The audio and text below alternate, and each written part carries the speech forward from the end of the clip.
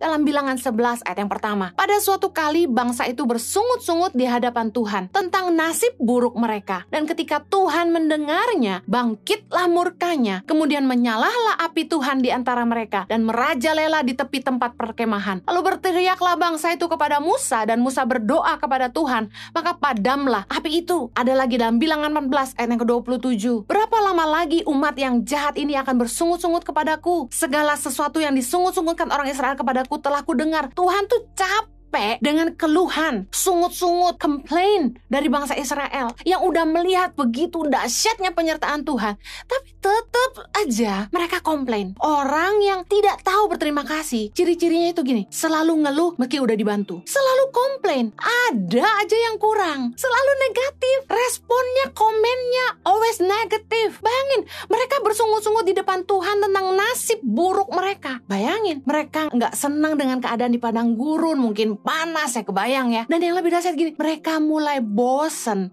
sama makanan yang Tuhan kasih ke mereka. Mari kita lihat dalam Bilangan 21 ayat ke-5. Lalu mereka berkata-kata melawan Allah dan Musa, "Mengapa kamu memimpin kami keluar dari Mesir, supaya kami mati di padang gurun ini? Sebab di sini tidak ada roti dan tidak ada air, dan makanan hambar ini kami telah muak." Astaga. Ayat ke-6. Lalu Tuhan menyuruh ular-ular tedung ke antara bangsa itu yang memagut mereka, sehingga banyak dari orang Israel yang mati. Mari belajar sama-sama dari kesalahan bangsa Israel. Kita yang hidup hari ini, kita pasti ngarepin Tuhan tuh benar-benar menampakkan dirinya kepada kita. Lalu kita pikir kita akan jadi orang percaya yang lebih beriman. Kenyataannya bangsa Israel, mereka lihat penyertaan Tuhan segitu dahsyatnya, keajaiban Tuhan di depan mata, tetap aja ngeluh gak karu-karuan. Bahkan berani marah sama Musa dan kepada Tuhan, dan bilang muak sama makanan hambar. Jadi saya langsung ngebayang, oh, roti mana itu berarti hambar. Iyalah ya, di padang gurun, burung puyuh jatuh mereka bakar, mungkin gak ada garam, gak ada lada gitu kan. Tapi bisa makan daging tiap hari tuh apa gak luar biasa. Mereka ngeluh dan ngeluh, mereka bersungut-sungut, dan berkali-kali mereka bikin Tuhan jengkel dan marah sama mereka. Saya mau kasih tahu, bukankah kita juga seringkali bersungut-sungut sama Tuhan, kita ngomel sama Tuhan, kita ngeluh tentang hidup kita gak mengucap syukur. Dan ketahuilah bahwa Tuhan tuh gak suka dengar sungut-sungut kita. Tuhan tuh gak suka dengar kita tuh ngeluh. Karena itu berhentilah mengeluh, stop complaining. Jangan suka bilang, aduh nasib buruk, aduh hidup gue susah. Berhenti mengeluh. Jangan mulai komplain tentang apa yang kita gak bisa miliki, tapi mari syukuri apa yang Tuhan sediakan hari ini. Mari belajar dari bangsa Israel. Mereka gak cuma gak tahu berterima kasih,